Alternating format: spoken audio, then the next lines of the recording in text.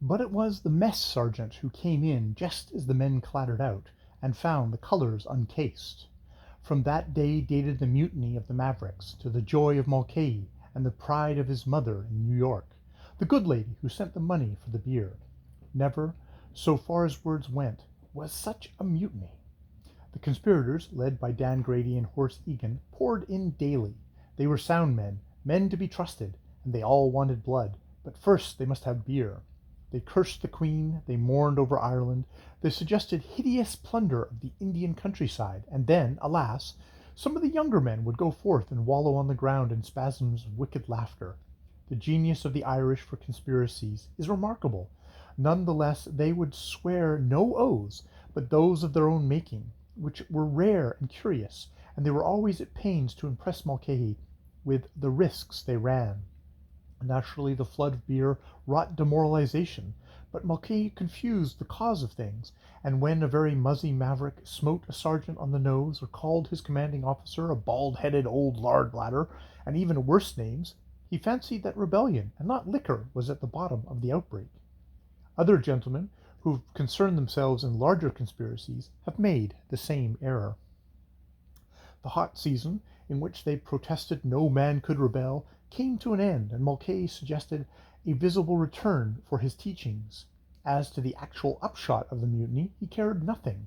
It would be enough if the English, infatuately trusting to the integrity of their army, should be startled with the news of an Irish regiment revolting from political considerations. His persistent demands would have ended, at Dan's instigation, in a regimental belting, which in all probability would have killed him and cut off the supply of beer, had not he been sent on special duty some 50 miles away from the cantonment to cool his heels in a mud fort and dismount obsolete artillery. And then the colonel of the Mavericks, reading his newspaper diligently and scenting frontier trouble from afar, posted to the army headquarters and pled with the commander-in-chief for certain privileges to be granted under certain contingencies, which contingencies came about only a week later, when the annual little war on the border developed itself, and the colonel returned to carry the good news to the Mavericks. He held the promise of the chief for active service, and the men must get ready.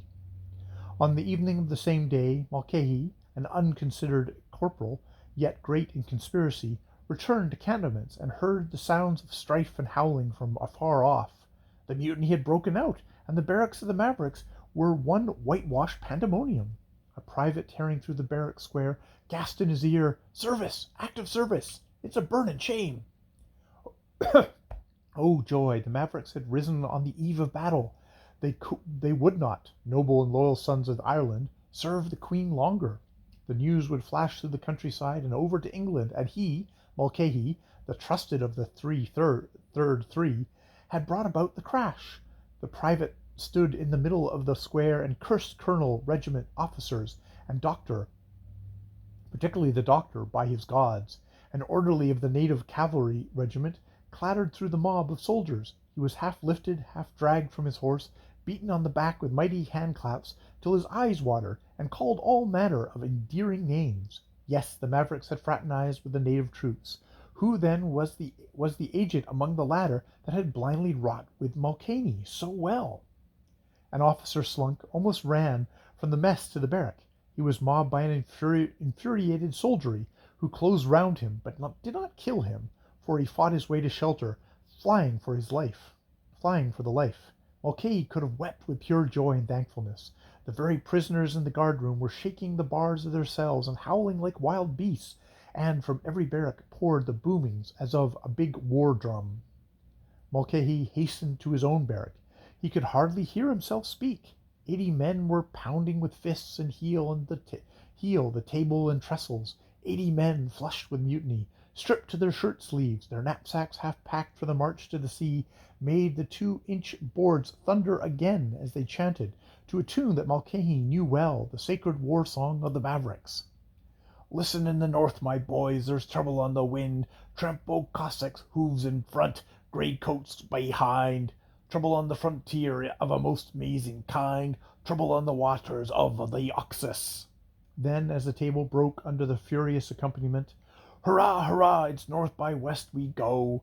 Hurrah, hurrah, the chance we wanted so. Let 'em hear the chorus from Umballa to Moscow as we go marching to the Kremlin. Mother of all the saints and bliss and of all the devils and cinders, where's my fine new sock without the heel? Howled hoarse Egan, ransacking everyone's valet but his own. He was engaged in making up deficiencies of kit preparatory to a campaign, and in that work he steals best who steals last. Ah, Mulcahy, you're in good time, he shouted. We've got the route, and we're off to Thursday for a picnic with the Lancers next door. An ambulance orderly appeared with a huge basket full of lint rolls, provided by the forethought of the Queen for such might need them later on. Horse Egan unrolled his bandage and flicked it under Mulcahy's nose, chanting, "Sheepskin and beeswax, thunder, pitch and plaster. The more you try to pull off, the more it sticks the faster. As I was going to New Orleans." As you know the rest of it, my Irish-American Jew boy. By gad, ye have to fight for the Queen in the inside of a fortnight, my darlin'." A roar of laughter interrupted. Mulcahy looked vacantly down the room. Bid a boy defy his father when the pantomime cab is at the door, or a girl develop a will of her own when her mother is putting the last touches to the first dress ball, but do not ask an Irish regiment to embark upon mutiny on the eve of a campaign, when it has fraternized with the native regiment that accompanies it, and driven its officers into retirement with 10,000 clamorous questions, and the prisoners dance for joy, and the sick men stand in the open calling down all known diseases on the heads of the doctor, who has certified that they are medically unfit for active service. That even the Mavericks might have been mistaken for mutineers by one so unversed in their natures as Mulcahy. At dawn a girls' school might have learned deportment from them. They knew that their colonel's hand had closed, and that he who broke the iron discipline would not go to the front. Nothing in the world will persuade one of our soldiers, when he is ordered to the north on the smallest of affairs, that he is not immediately going gloriously to slay Cossacks and cook his kettles in the palace of the Tsar.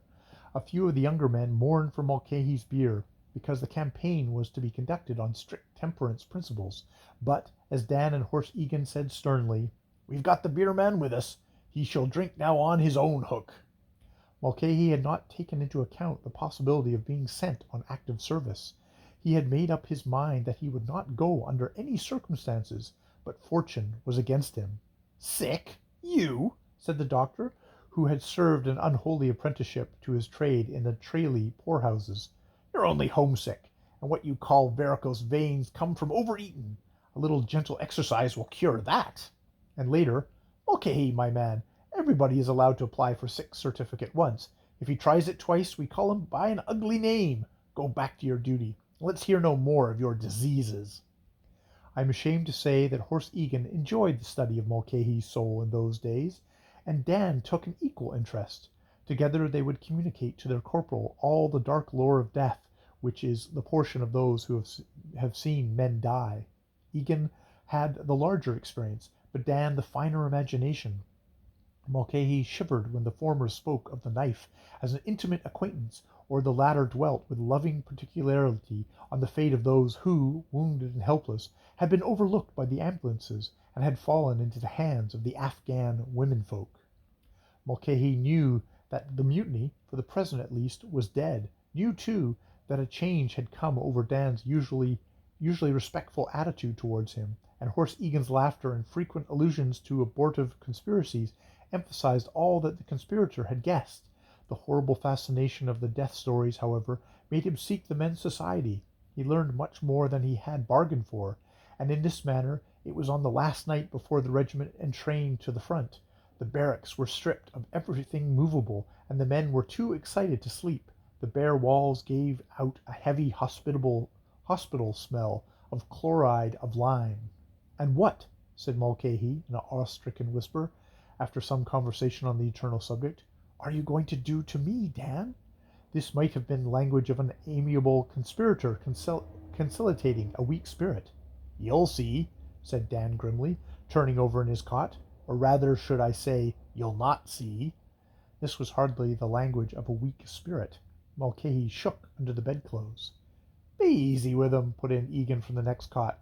"He's got his chance of going clean. Listen, Mulcahy, all we want is for the good sake of the regiment that you take your death standing up, as a man should. There be heaps and heaps of the enemy, plenteous heaps. Go there and do all you can, and die decent. You'll die with a good name there. 'Tis not a hard thing, considerin'." Again Mulcahy shivered. "And how could a man wish to die better than fightin'?" added Dan consolingly. "And if I won't?" said the corporal in a dry whisper. "There'll be a dale of smoke," returned Dan, sitting up and ticking off the situation on his fingers. "Sure to be, and the noise of the firin' be tremendous, and we'll be runnin' up and down, and the regiment will, and we, Horse and I, will stay by you, Mulcahy, and never let you go. Maybe there'll be an accident." "It's playing it low on me. Let me go. For pity's sake, let me go. I never did you harm, and I stood as much beer as I could. Oh, don't be hard on me, Dan. You were in it too. You won't kill me up there, will you? I'm not thinking of the treason, though you should be glad any honest boy drank with you, for it's the regiment.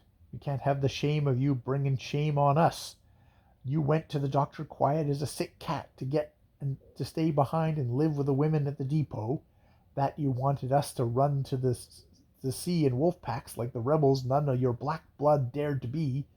But we knew about your going to the doctor, for he told in mess, and it's all over the regiment. Being, as we are, your best friends, we didn't allow anyone to molest you, yet. We will see to you ourselves. Fight which you will, us or the enemy, you'll never lie in that cot again, and there's more glory and maybe less kicks from fighting the enemy. That's fair speaking. And he told us by word of mouth to go and join with the ends. You've forgotten that, Dan," said Horse Egan, to justify sentence. "What's the use of plaguing the man? One shot pays for all. Sleep ye sound, Mulcahy, but you understand, do ye not?" Mulcahy for some weeks understood very little of anything at all, save that ever at his elbow in camp or at parade stood two big men with soft voices adjuring him to commit hara-kiri lest a worse thing should happen, to die for the honor of the regiment in decency among the nearest knives. But Mulcahy dreaded death. He remembered certain things that priests had said in his infancy, and his mother, not the one at New York, startling from her sleep with shrieks to pray for a husband's soul in torment. It is well to be of a cultured intelligence, but in time of trouble the weak human mind returns to the creed it sucked in at the breast, and if that creed be not a pretty one, trouble follows. Also, the death you would have to face would be physically painful. Most conspirators have large imaginations. Mulcahy could see himself as he lay on the earth in the night, dying by various causes. They were all horrible. The mother in New York was very far away, and the regiment, the engines that, once you fall in its grips, moves you forward whether you will or you won't, was daily coming closer to the enemy.